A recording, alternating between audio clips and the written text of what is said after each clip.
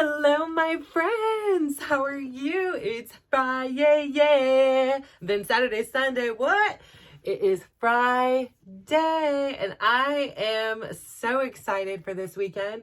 Like I said, it is my baby's 16th birthday, and it falls on the Super Bowl, and his favorite team is in the Super Bowl. So, I don't know, statistically speaking, how, common that is, because I don't think he's ever had a birthday on the Super Bowl that I can recall, at all. So I don't know, statistically speaking, how uncommon that is. So the only thing that we need now, 49ers, is for you guys to keep it together and win, okay?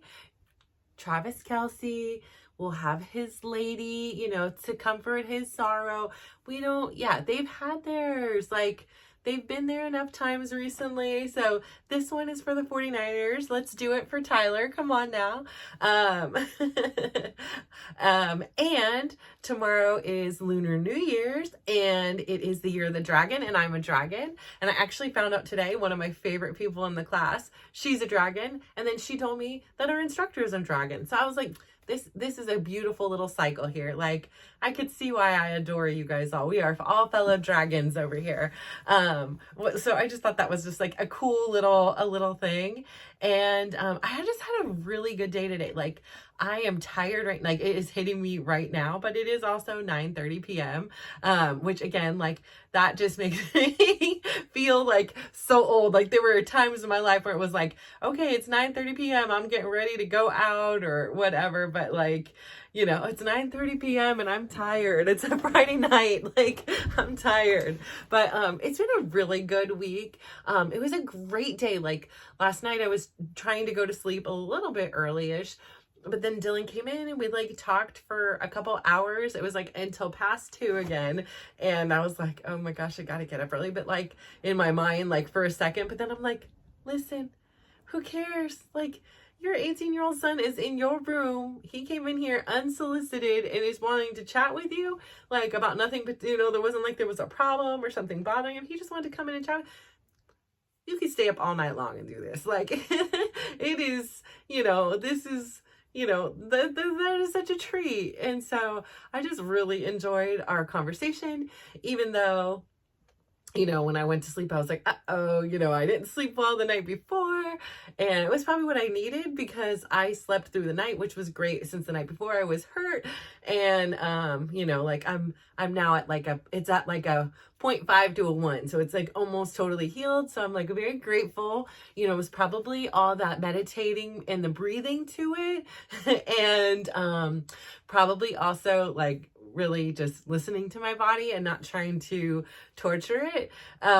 So that was a good positive feedback loop to be okay, send the, do all these things, and then also don't kill yourself. Don't beat yourself up in a class, and don't push yourself more than what you can do today. And I think that was it's just a metaphor for so many different things. This is an arm today, but tomorrow it could be, doing taxes, or something bigger. And not that this wasn't big, because it was really big to me that day, but it's something that's fairly manageable. So I say all that to say oh my gosh, so I woke up, I felt totally refreshed. I had intentionally set my alarm clock early so that I could do my morning routine before I took Tyler to school. Because sometimes I'll take him to school and then it's okay, I've had to get dressed, and now I have to get undressed.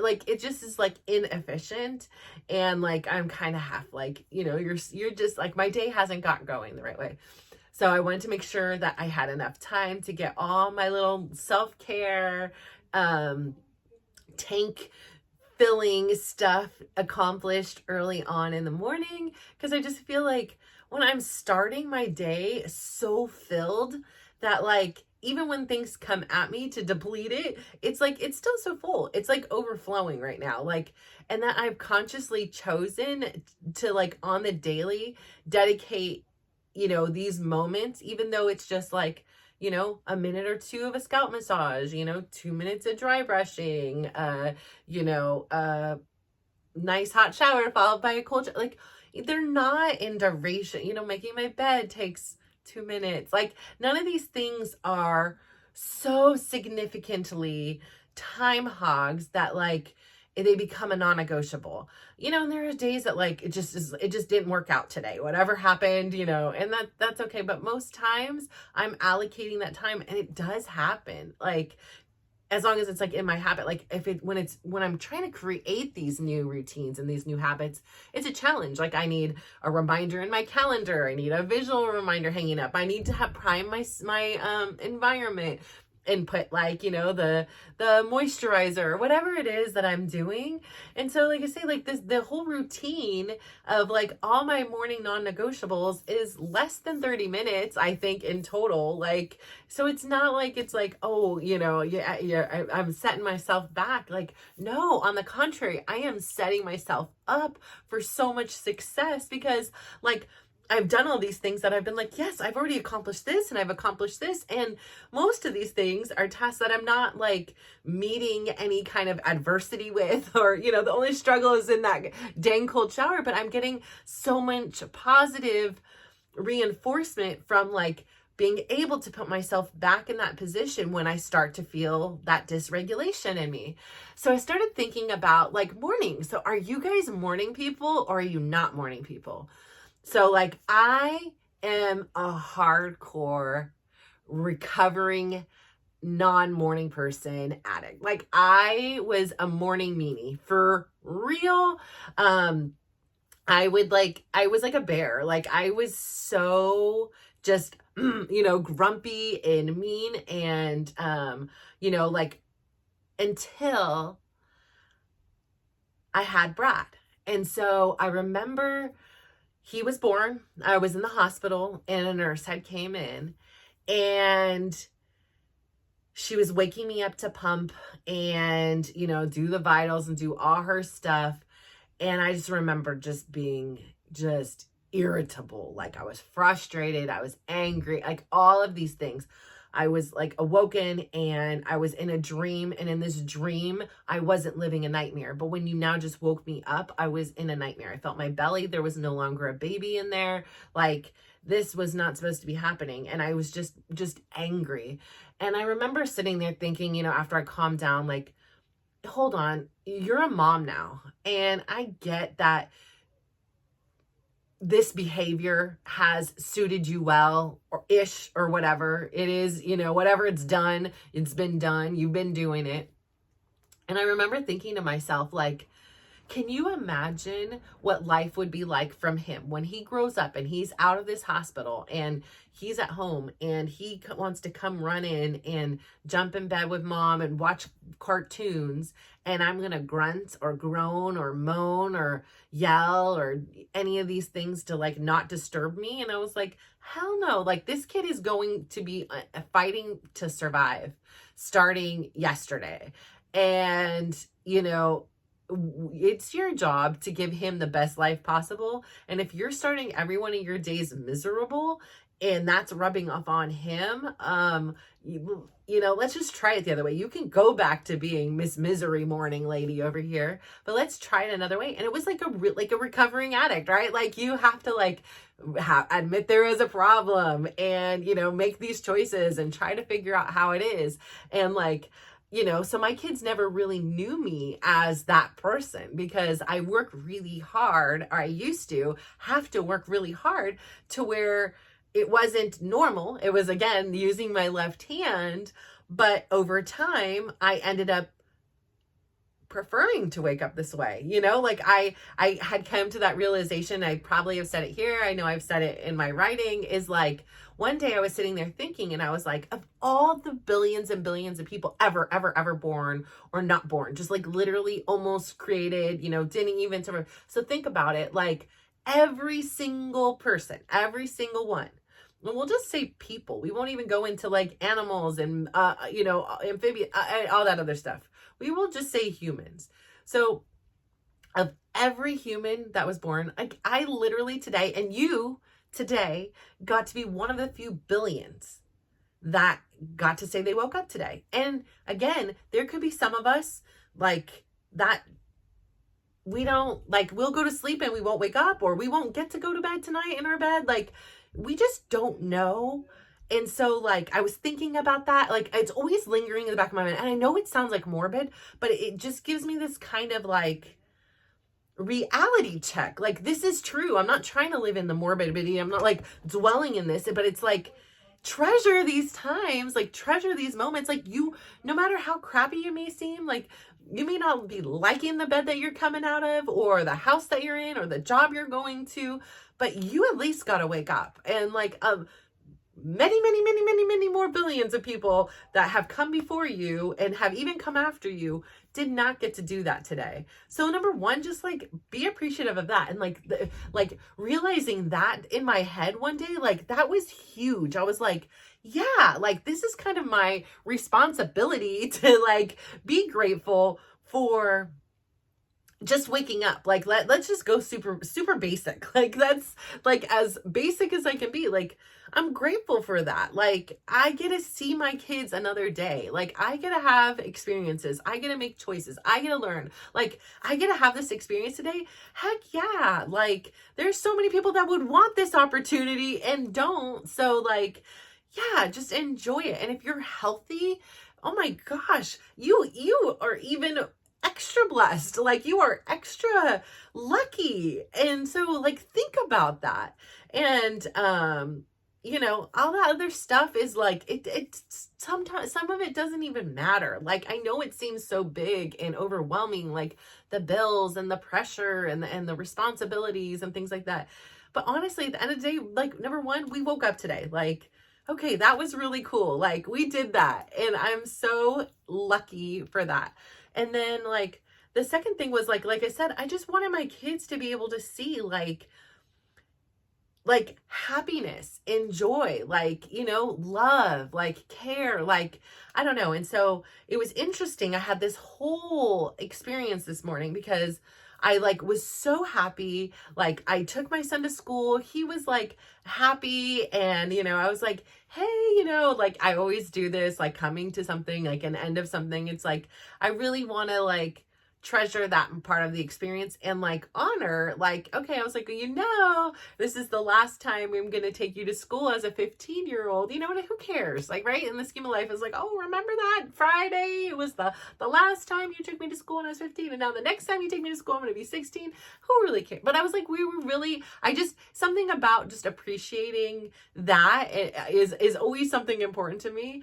And, or at least to take note of, you know, it's not like we're having balloons and celebrations and cake for it, but like, it's like, hey, enjoy this, like live this up. This is one of your last days as a 15-year-old. And we don't get to go back in time and do it over again. So enjoy it. And I was like, can I play, you know, and usually I'll just put it on, but today I was like really nice. I was like, can I put on the good morning playlist to send this 15-year-old, you know, going to school, off to school thing? And he was like, sure. And I was like, well, surprised, you know? So I was excited. I tell Siri to put it on. And then, you know, I swear, these electronic devices, I love the concept of being able to engage and, you know, it do things. I don't have to touch it when I'm driving or whatever. However, it is like a teenager because it listens when it wants to. It does what it wants. I ask it to play my playlist. Usually it starts from the top, and this one just started randomly playing random songs, and it was cool because the first song it played was like I'm happy. So like, you know, it was like, oh, clapping along, you know, and I was laughing because I was like, I'm not singing the words right. But then I was like, who cares? Like, when is being in a vibe and having a good time ever wrong? So I didn't care. I don't care about that part. But I was like, okay, this still isn't it. You know, it's not getting. So finally, we get to the song, the one that like kicks it off. And it's a song by Mandisa, I believe her name is. And it's called Good Morning. And I was introduced to this song by my Aunt Betty. And I went over there, and it was my Aunt Betty, and she's always kind of doing things, you know, bumping around. She's always got emails to send and things to cook and things to this. She just never ever stopped. And so my uncle was in bed, and it was in the morning, and she's like, play the song, play the song.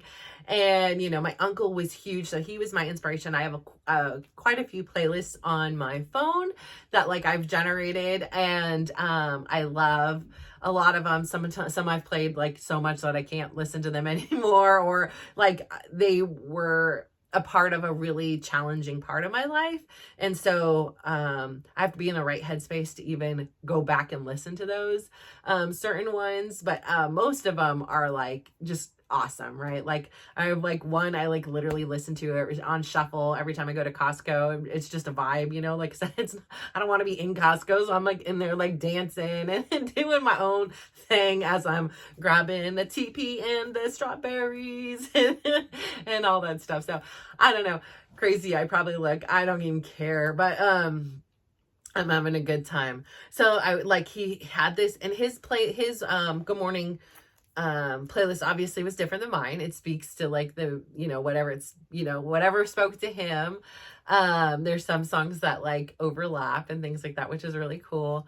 But they showed me this song, and it was just, you know, I didn't have a great example or role model of like what love is. And, you know, besides watching Growing Pains as a kid, you know, or Family Ties, or, you know, one of those shows on TV, that was the closest like visual of what love was. Like my aunties and uncles all argued. My parents obviously, you know, argued when they were together, and then there was silence. My grandma, my grandpa argued, like, and I'm not just talking argued, but it was just like, it was just always like, all I remember was the bickering, you know, like I can on a very few time I could imagine, like I remember like they would sit in the same, like I have a picture of my aunt and uncle sitting in the same like armchair, kind of, I don't know what they call, what kind of thing. It was like an armchair, whatever, in the living room. And they were like, you know, kind of cuddled up in a robe, and, you know, it was cute. She was like sitting on his lap, and they were, you know, it was just a cute thing. And then, and again, all of these couples like divorced and things like that. So obviously, you know, there was even more that meets the eye, but, you know, there just wasn't a great example of it. And so even when I was growing up, you know, the way Jerry and Betty were, they were often just doing their own thing. And like, you know, they would come together and have a lot of meals and do stuff like that. But it wasn't like this, like, you know, lovey-dovey kind of thing or whatever.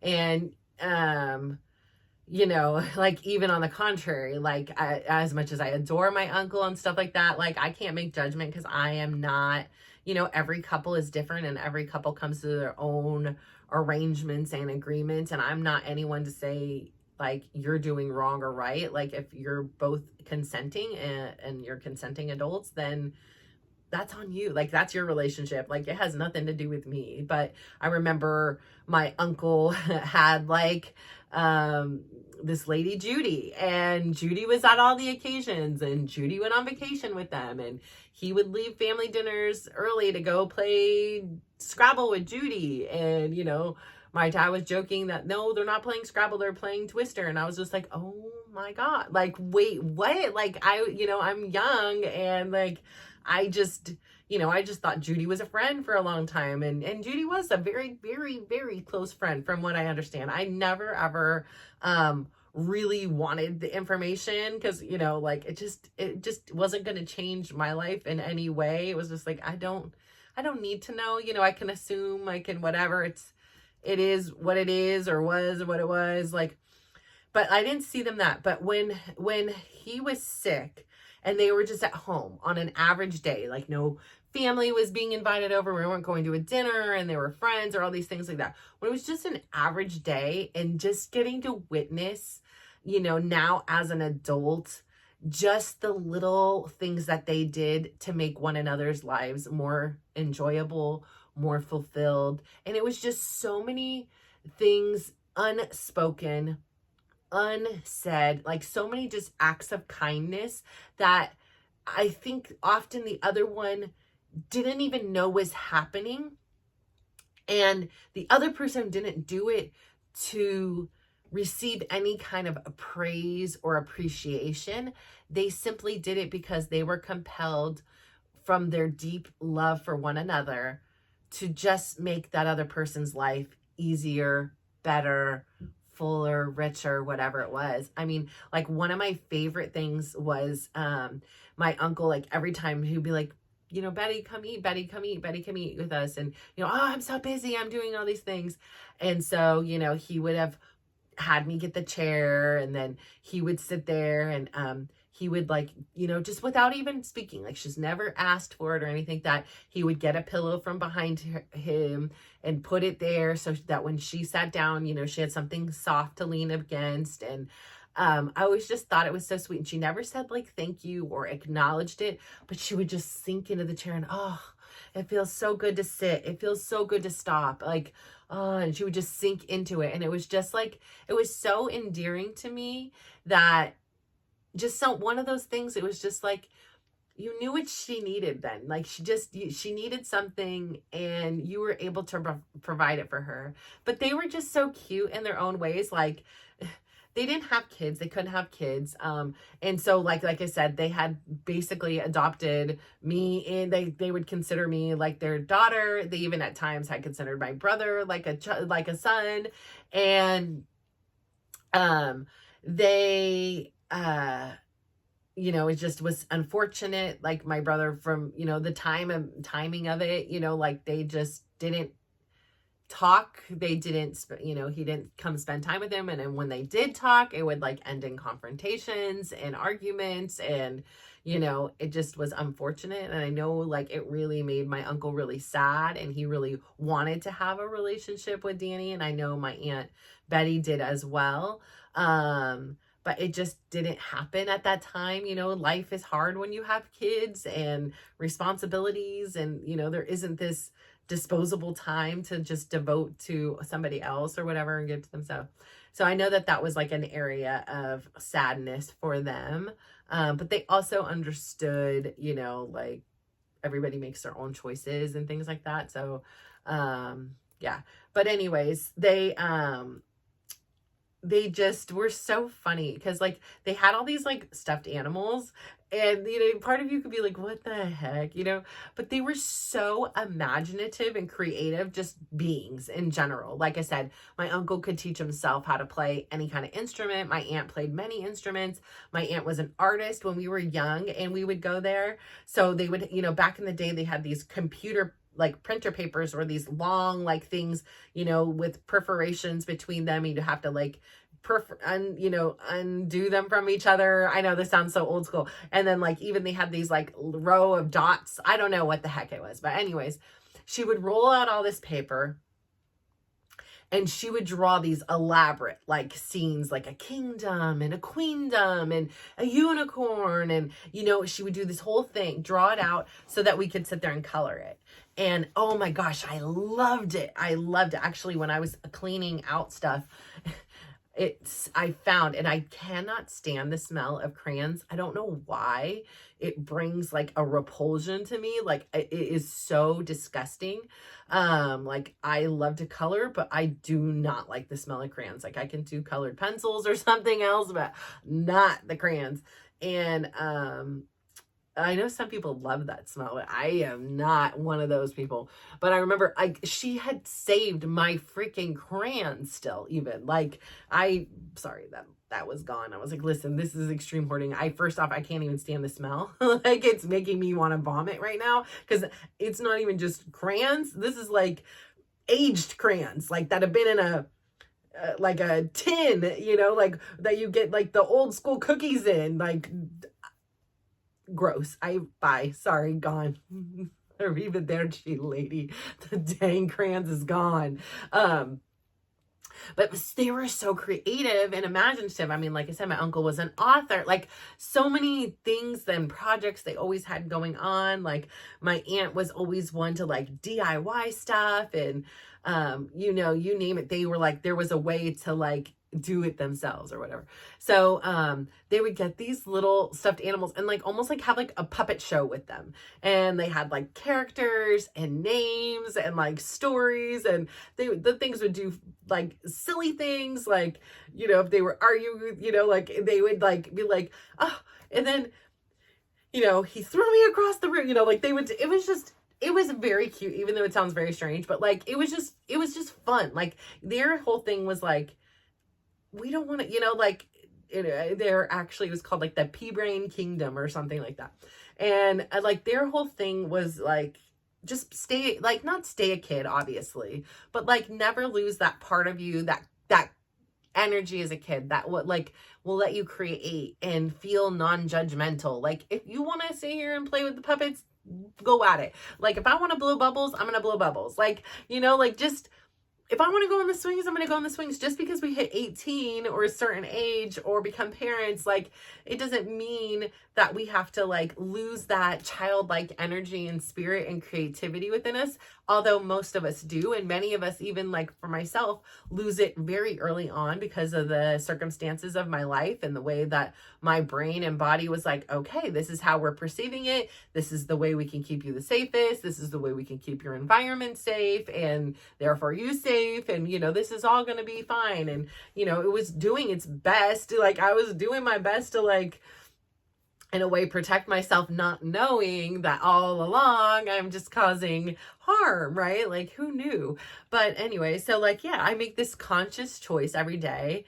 And now it's not like I have to think about it. Cause again, it's like, I don't need to prime my environment. It's not part of it. I just love being a morning person. Like I shimmy out of the bed, you know, like even on the days that I'm like, oh, you know, like I like roll out like happy, you know, like I am happy. Like they used to joke, like, do you really like shimmy out of bed? Like I feel like you're just like, oh, you know, like good morning, you know, like I'm notorious for going in and singing songs. I am notorious for just being a goofball.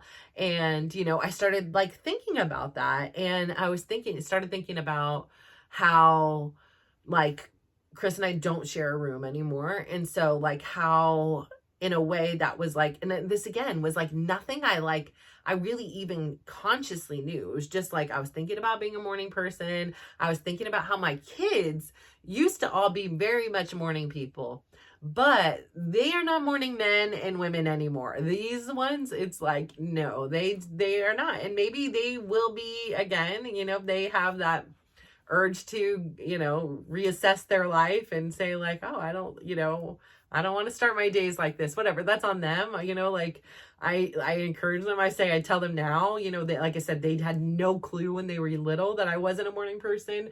Always. They're like, you've always been a morning person. I'm like, well, only since I've been a mom. Like I wasn't this way forever. Like I wasn't. And which made me start thinking like, you know, am I like a product of my environment, or was it like, you know, a taught behavior? Was I always just not a morning person? You know, because I started thinking about how I went from being not a morning person to a morning person, and they went from morning people to not morning people. And, you know, I think I count a lot of that to like teens and hormones and 20, you know, like they're going through things. And, I just think that that's part of, you know, that process.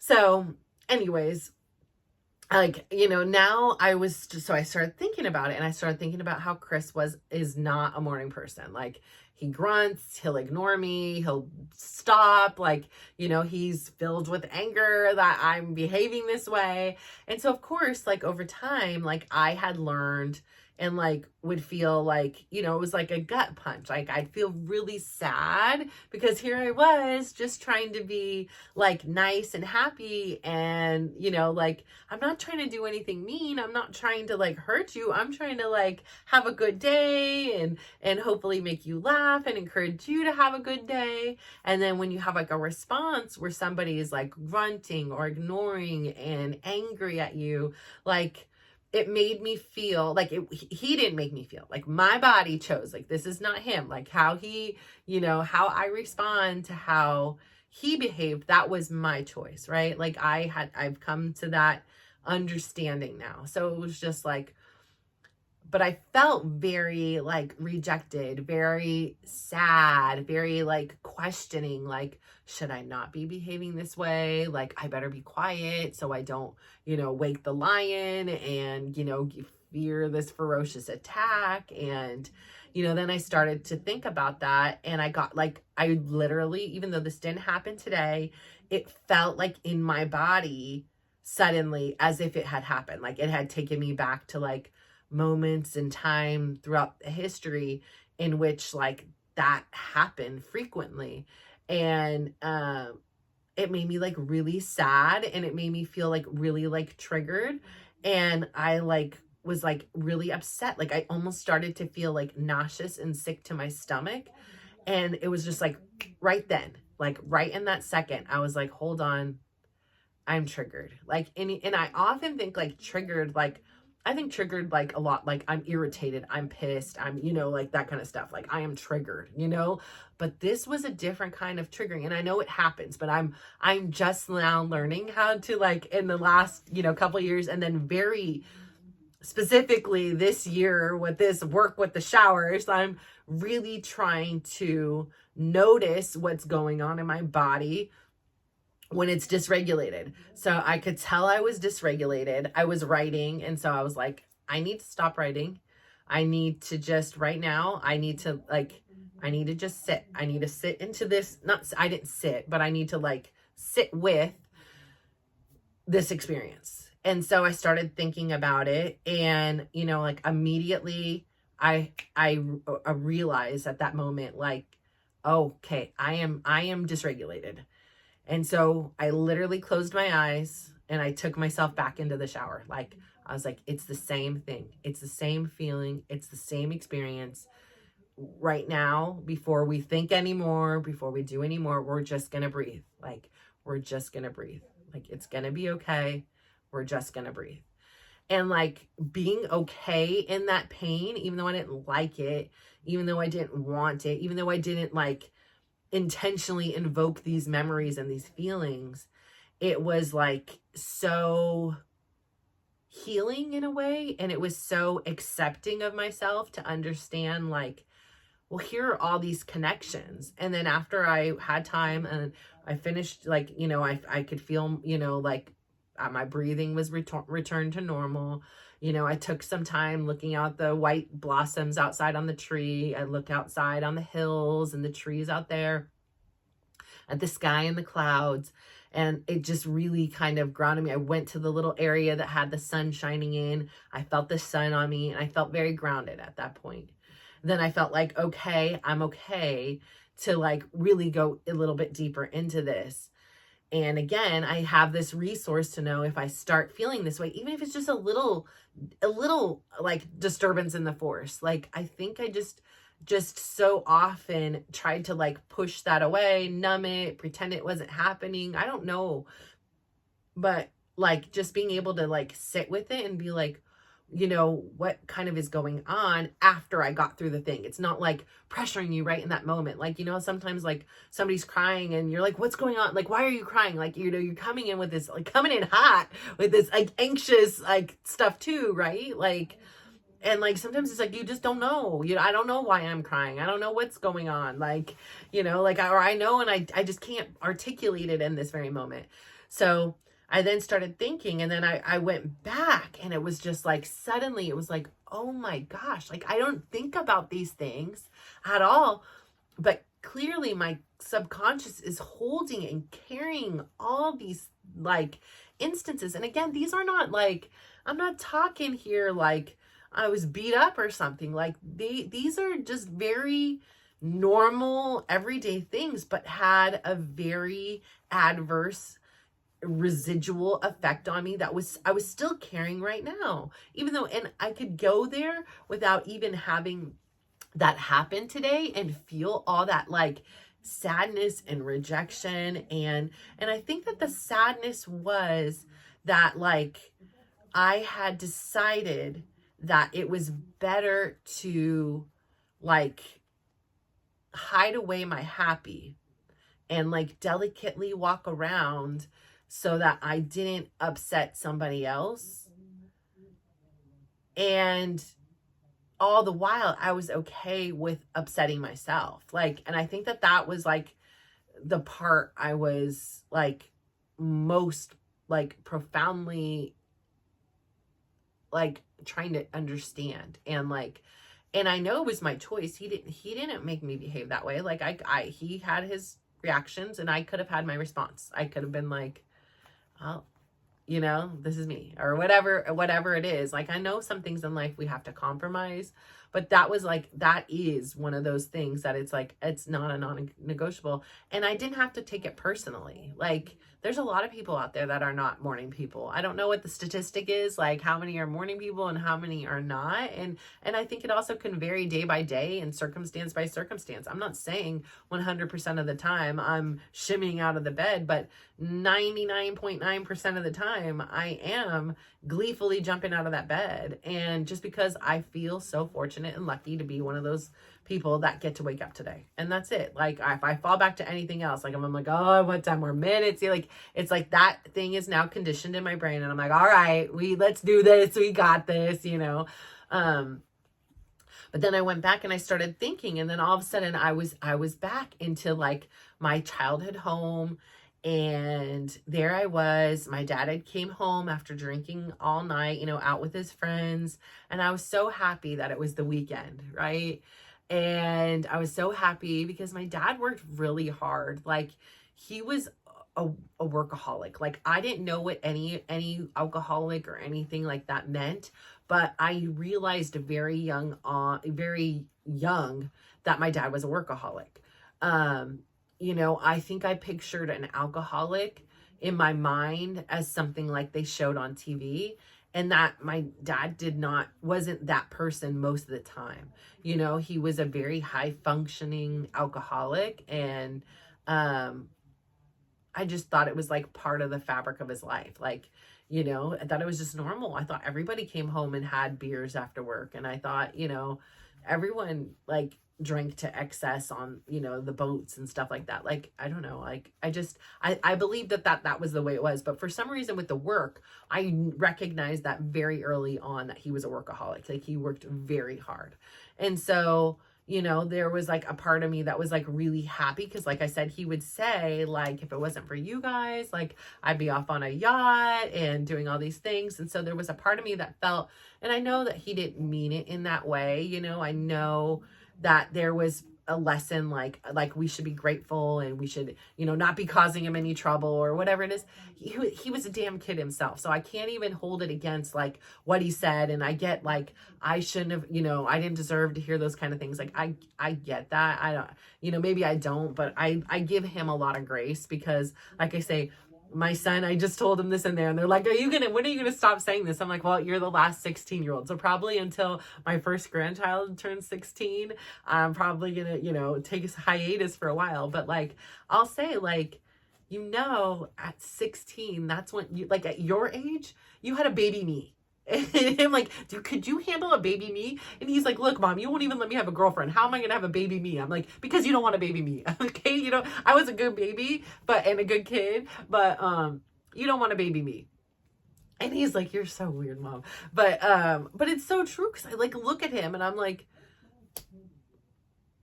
I don't even think sometimes like, you know, basic things are like a challenge, you know? And I'm like, let alone like, it just puts it in perspective for me. So I think it's definitely more for me than him. Although I just think like, it's funny, like to have this visual, because obviously when my dad was 16, I was a baby. When my dad was 20, I was 4 and my brother was 2, like, you know, but when I'm like, okay, hold on a second. So Brad's 24. That means that I was an 8-year-old. So like Brad would have an 8 and 6-year-old. Come on now. Like, come on now. Like, really? He doesn't even like to drive. Like, you know, like it just puts things in perspective for me to have like this visual and like looking at young Tyler and trying to be like, yes, this is what a 16-year-old should be doing. Playing video games, playing soccer, doing their homework, pushing boundaries, that's a normal 16-year-old. Raising a baby, that's a tough life for a 16-year-old. I mean, I know that in the past that was the norm, but like that is not the norm now. And it's challenging. Like it's tough to be a parent. So I give him a lot of grace for that. And like I say, I know his history.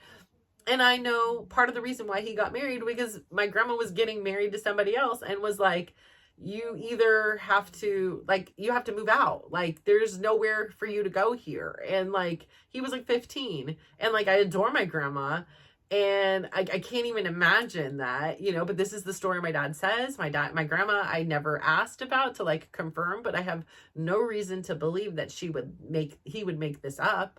This is definitely the story he remembers. So, and it all seems to line up, but, yeah. So, I mean, it's not like he watched his sister in the hospital nearly die the same time his dad was in the hospital nearly dying in a different hospital. Like he had seen crazy things. He had seen his siblings be beaten up, like crazy stuff. Right. So he's just, my grandma's a first generation, still isn't speaking the language well. Like I can imagine because she still wasn't like the best speller and speaker at, like my age. So I can imagine like way back then. And, his siblings were 10 years older, 9 years older, and 6 years older than him. And that doesn't seem like that much, but that is a huge gap. Like mine, the big difference are 8 years from the oldest to that one, and then there's 6 years like to the next one, but I mean, and then 4 years, so that's still a big age gap. I mean, when you have one in middle school or elementary school and one in college, like it is a big spread of there's just different life things happening. And he was the baby obviously, and he had seen a lot of tough times. I mean, they lost their home, like I mean, he had a tough life. So I'm not saying that that's excusable. It's just, he just didn't know any better. He was doing the best he can. Maybe this is what he was taught. But to go back to it, like I just remember specifically this time, my dad had went out, and I remember going downstairs, and I remember like making a card, and I remember like going down and making him breakfast, and I would carry it all up, and I went in and I was like, "Good morning, Dad."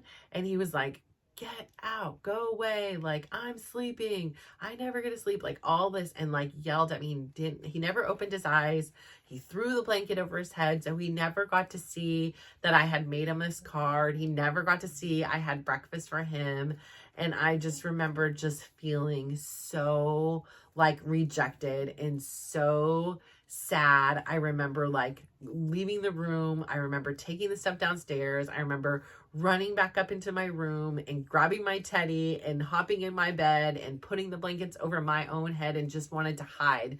And I just would cried and cried and cried. And I was just so sad, and I felt so rejected. I felt like I was in trouble. I was just trying to do something nice, and, I did it wrong, and, I shouldn't have done that. And I remember like I threw the card away and all that stuff. And so like, but I didn't have to take it personal. Like I didn't, like I shouldn't have to sit here and understand, but like I can understand from his perspective, like he made decisions and he wasn't feeling well that morning. Like that happens. And, I just didn't know I was carrying on to that either. But then it made me also think like there were often times like my dad would either wake up super early and be out and about, or he, would be like this, and there wasn't a whole lot of in between. And I think like I more or less like, when he was up early and I, if he would leave super early before I would even see him, then obviously I didn't know his behavior. And so I think a lot of it, like, some of it was learned. It was like, okay, this is how you behave. Like, okay, this is how mornings are supposed to be. It is not the Brady Bunch. It is not, these TV shows where you see, the family comes in and they have breakfast in bed and they watch movies together or whatever it is. That is a false reality. It's not happening. So I ended up becoming a very, like I stifled my person because I was like, okay, well, this is what you're supposed to be. This is how you're supposed to behave. This is how you're supposed to act. Like, I adore my dad. My dad wouldn't teach me anything wrong. My dad wouldn't show me anything wrong. And so I think like subconsciously I took on some of those things. And then I also later on became a teenager and wanted to sleep in and stayed up late and all those reasons why I wasn't a morning person. I just think like it's really cool, even though it was like a painful experience to kind of go down those things, to like heal and separate. Like it wasn't personal. Like, sorry, excuse me. Oh, child. Hold on. The way my dad had reacted to me, it wasn't personal. Like he wasn't like, how can I hurt Natasha? Like, what can I say to destroy her? Like, what can I do to make her feel bad about making me a card and breakfast? Like, he didn't even know those things existed. And I give Chris that same grace because I started thinking about like my kids. Like, I come in there and they're so frustrated with me right now because I come in, I'm like 9 o'clock, 10 o'clock, like I'm coming in, like, wait, it's time to wake up. We are not, like, there's so many things that we can be doing, and they're like, you know, go away, get out, or they'll ignore me, or they're like, be quiet, you know, all these things, and I'm like, I don't care. Like, it doesn't faze me. Like, it brings me joy to, like, be this way, and I know that in life there's compromise. Like, I could not be waking them up on a weekday when they should be awake.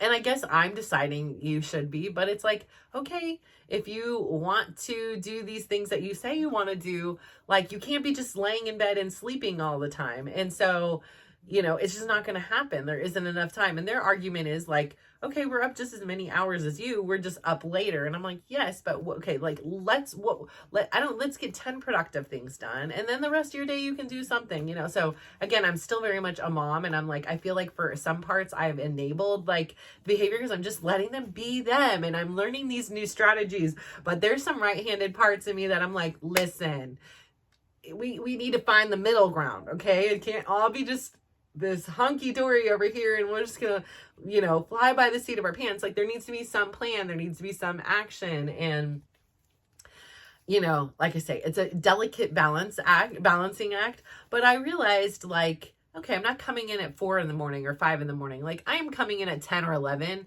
like 12, like you can deal with my singing. If you don't want my singing, here's an idea.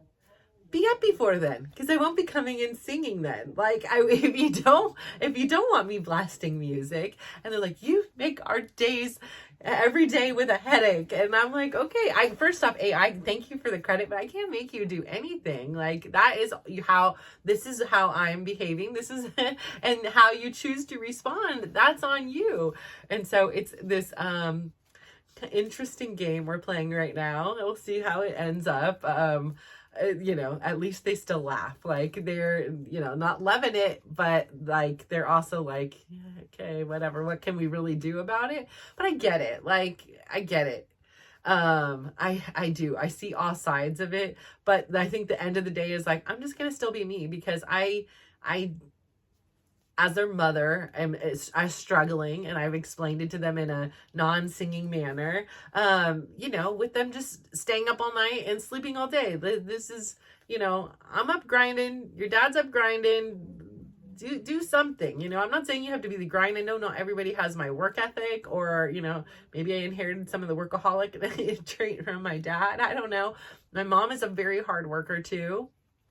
And I think it's because I also like enjoy the work I'm doing. And even when I didn't, like I was always finding ways to like learn or make it more efficient or organize. And so I really do find a lot of joy in it. It's very rewarding for me. So it doesn't often feel like work. Like I am now like referring this to like, okay, I have to go work now, like to the things. And it's funny because nobody knows, but they know, you know, like what's kind of going on. And then like Bradley tonight had came in a few minutes before and he was asking me, how do you cook this meal? And, you know, I was explaining how to cook it. And he was like, okay. And he was like, now you can go and do your inspirational speaking. It sounds like you're over there making like a YouTube video. And I just laughed.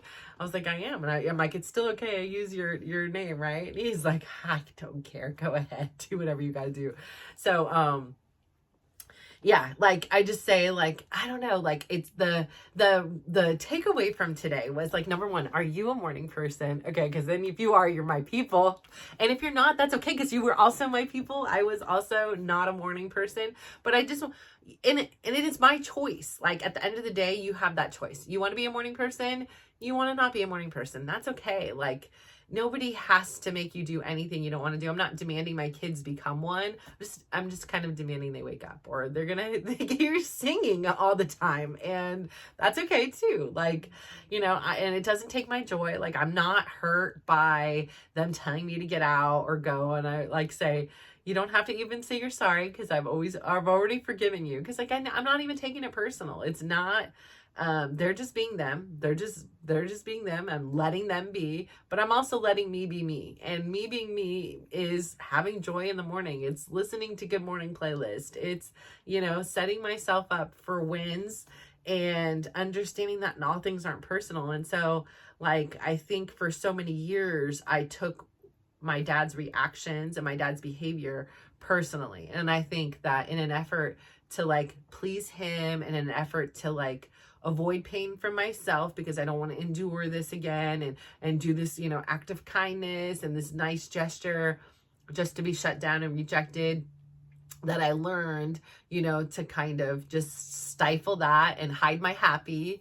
And, you know, and then again, I married somebody who was just the same on a 10th degree, you know, because I did see him most mornings, and, you know, like even in the evenings. And I think that that was like, a major trigger for me, because it was like, if I was in the bed and he was in the bed and I moved and woke him up, it was just like, you know, and it was just the hostility. And I think that it like just every time triggered me back to this like scared girl who was like, didn't know how to behave. And so it was like, I'm sitting there like trying not to breathe because he needs absolute silence, you know, and I need TV, and it's easier to just say, okay, fine, here's this, and then, you know, no TV. And then now I'm not being able to do it. And then finally I was like, listen, I can't sleep without the TV on. I'm just sitting here trying, and every time I move, you're getting pissed off at me. And then, you know, he would be like, fine, I'm just leaving and I'm not going to sleep in here. And I think like, it was like almost like a relief, because I was like, fine, I could just be me. Like I could just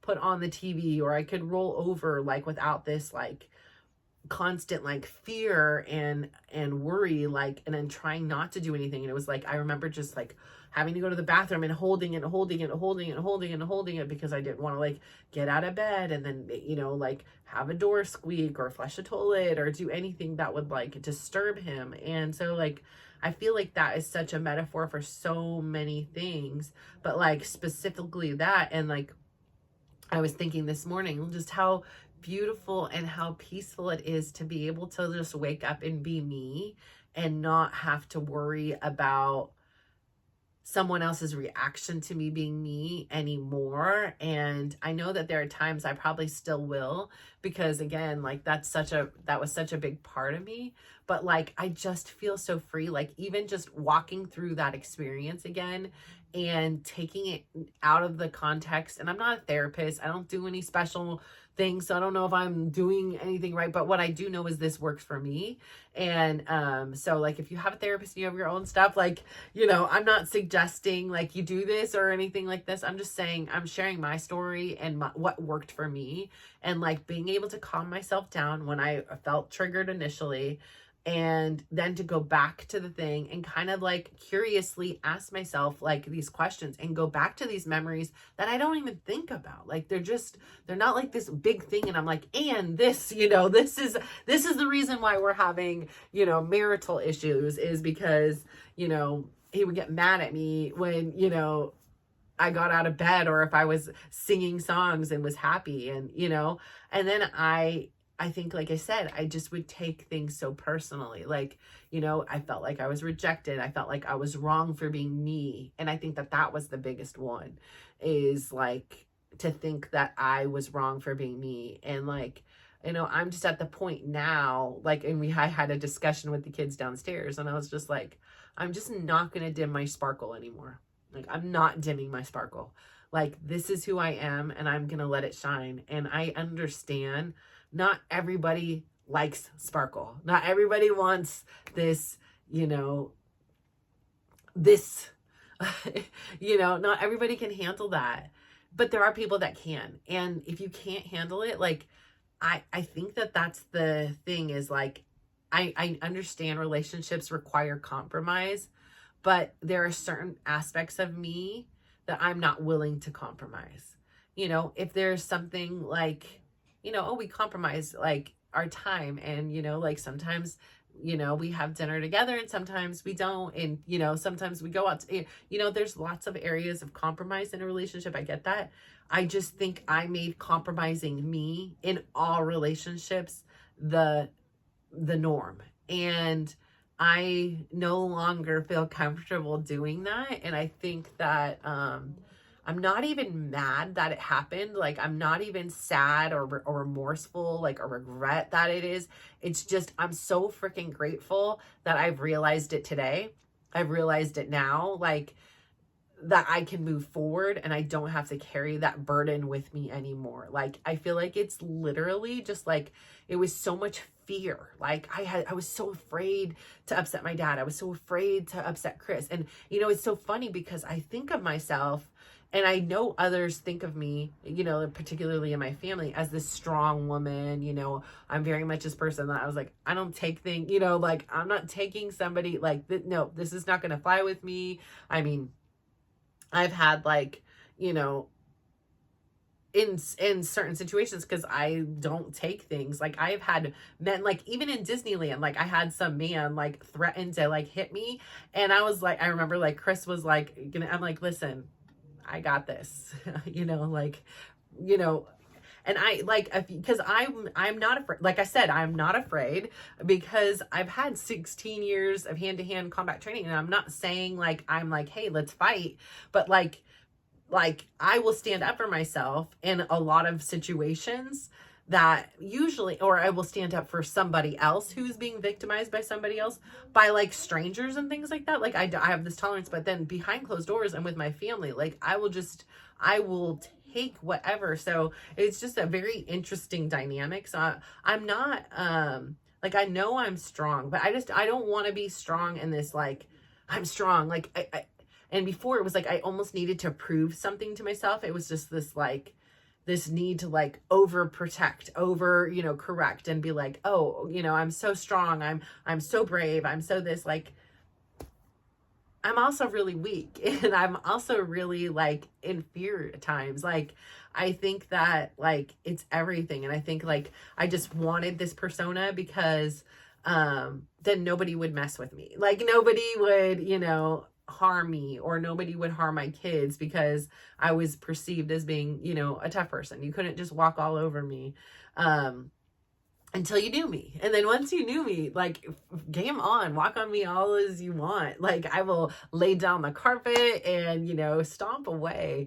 And I don't think it was intentional by them either. I don't think it's like a conscious like manipulation or a conscious hurting of me. I think it's just the way the dynamics of their lives played with the dynamics of mine. I think that I wanted to fix things, and so I picked broken things. I wanted to heal and help, and, you know, I became really good at it. And I think that like I was able to become a martyr and suppress all my things, all my wants, desires, dreams, any envisions of myself, so that I can fit this mold that you've created for me. And now I realized, like, they broke the mold when they made me. Like, that mold doesn't exist anymore, and I can't fit into anybody else's mold. Like, I'm not living Chris's life 2.0. Like, I am not living my daughter's life. I'm not living my son's life. I am living my life, and I am finally living my life now. And it's a great time, because I had the pleasure of being able to take my kids to school. Like, I was sitting there listening to the Good Morning playlist today, and we like got, you know, I changed the words, and I was like, wait, you know, it had been a while since we listened. I'm like, this is the song, huh? And I was like, there was always this part on the road that I would be like, top of the morning to you, Tyler. Like, you know, I change the words, I make it goofy, like, but I remember like after I had dropped him off at school, reflecting back, like how I would listen to nearly the whole playlist by the time I did the loop of taking 4 kids to school, to 3 different schools. And sometimes it was different begin times and end times. And like, so just having that memory of how, I would put it on, and sometimes it would be smiles, sometimes it would be eye rolls, sometimes it was small smirks that, oh, here's mom again, and sometimes like I would see them nodding their head, or sometimes someone was being goofy and singing along. So to this playlist, I have these great memories associated, and it just really triggers me to be like, it's morning, it's a good morning. And I think like it was so special because like I remember I like started thinking about even dropping them off at school, and like there they are, right?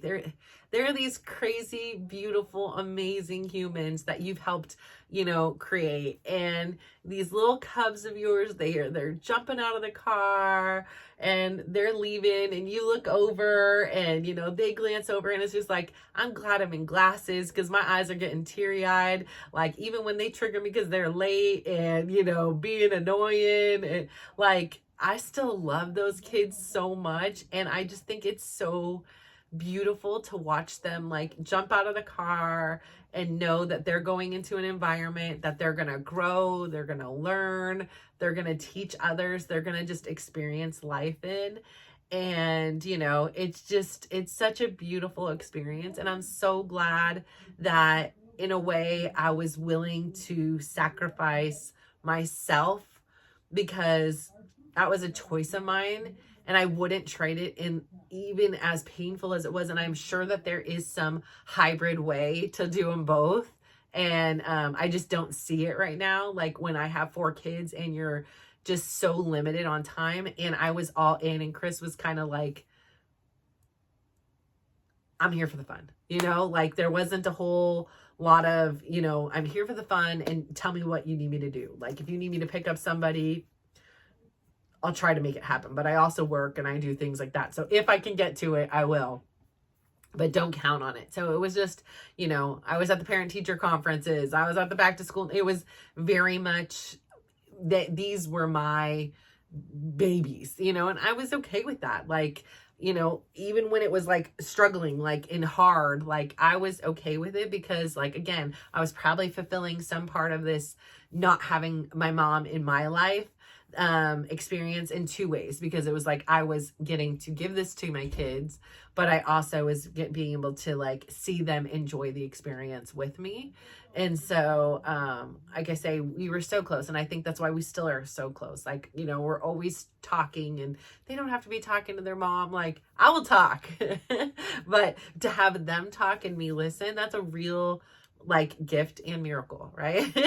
I am much better at it. But I'm so lucky like to have had those days of like taking them, because they do go. And like I think shifting again your mindset, like I remember like when we were sitting there thinking like, okay, I have to take this one to school and I have to take this one, that's a job, right? Like that is a chore. It doesn't sound fun, right? It doesn't sound like it's just, it gives a different energy than when I finally made the realization that it's like, no, it's not I have to, like I get to. Like I am so freaking lucky I woke up today.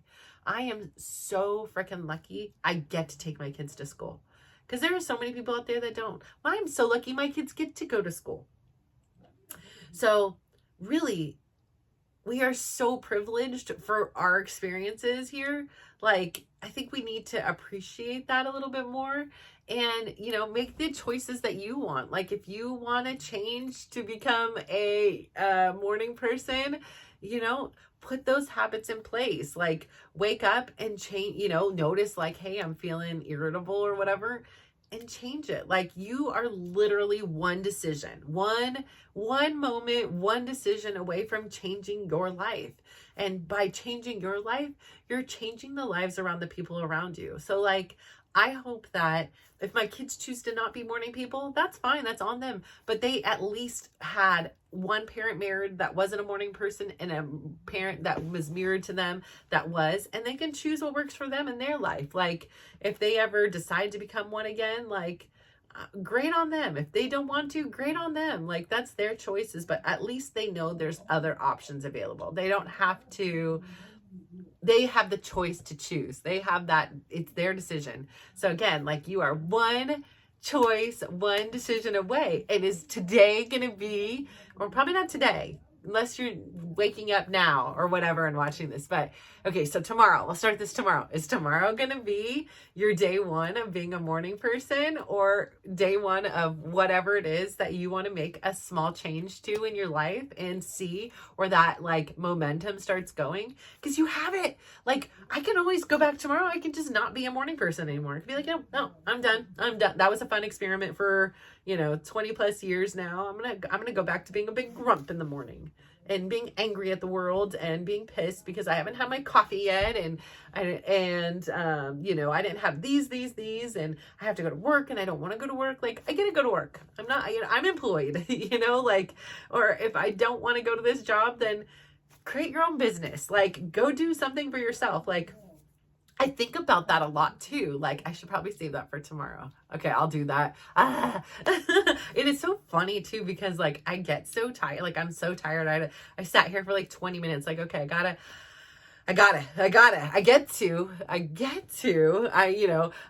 was saying, I gotta get this together. Like, trying to hype myself up, but I was tired. I already did my steps early today. It was just a long day, a lot of work. Then I did my dance class.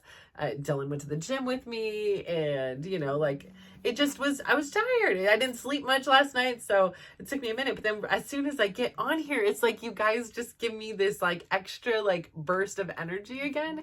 And so I so appreciate that. And that way I can now like take my shower and meditate and crash. Unless somebody comes in to chat with me, because I'll always take that. But yeah, so again, I'm so happy and grateful for you guys. Like, you have no idea. Like, I feel so much pride because, again, I still haven't figured out how to post these. This is another level. Okay, we got to work our way up there. In small things. Like, we are all practicing. I am not mastering anything in a moment. It is sometimes takes a little while. So, but I'm doing this on a religious basis, and you're listening, and I hope that it's giving you something. It's giving me like literally pure joy to live this part of a dream that I have for myself that I didn't even really know I had, that like had been kind of floating around. And then it's like a part of like something that like my uncle had encouraged me to like do, and so many people on my like weight loss journey were like, you need to document this, and I was so filled with fear and like worried what the trolls would say, and I was fearful that I wouldn't be able to be consistent and stick with it, and then people would see me fail, and I wouldn't be good enough, and nobody would like, and I'm like, I don't care. Like, if I'm literally doing this all for my one great grandchild, 50 years from now, and she was like, oh, that lady, I was related to that crazy lady, like, oh, that makes sense, or whatever, like, or thank you for breaking that generational curse. I don't have to deal with that now. Like, whatever it is, like, I'm just here because I want to share, and I really want to learn more from other people too. So I really need to post these so I can get some, feedback and hear your guys' stories. Like, and I think that that's just like, this is like what I'm meant to do. Like, this is my desire. This is my dream. So I thank you so much for being a part of my dream. Like, it really does mean so much and touch my heart that like somebody would even care enough to listen to this. And then I think about all the people I listen to and how much I care about them and like how influential they are on my lives. And I'm like, wow, that's so cool. Like I said, like I had one time when I was dabbling with like, can I write, all these same things with the writing. And I remember like hearing this thing, like this quote, and it stuck with me. And anytime I've ever had any doubts, like it's come into my mind. And so like, maybe I need to integrate something like that, for this. But the quote was like, someday you're going to be someone's favorite author. And I was like, I'm blown away. Like that, like done. Like, I think I had written 10 pages at that point, and I'm like, done. Like that's it. Like I'm somebody's favorite author. Like, what? Me? I'm just little Natasha over here. Like, how can that be? So, So maybe one day I will be somebody's favorite YouTuber or podcaster or whatever, however these technology, fandango, social media, however this gets out there, okay? But I think that that would be just so incredible. Just beyond the bee's knees. So so anyways, but I hope that you guys have a wonderful day. I'm so excited to share with you guys tomorrow how the yummy dinner goes and how we end up celebrating Lunar New Year and the things that we end up doing together to celebrate Tyler. And so I will talk to you guys tomorrow, and I hope you have a wonderful morning, evening, afternoon, and I love you guys. Thank you so much. Mwah.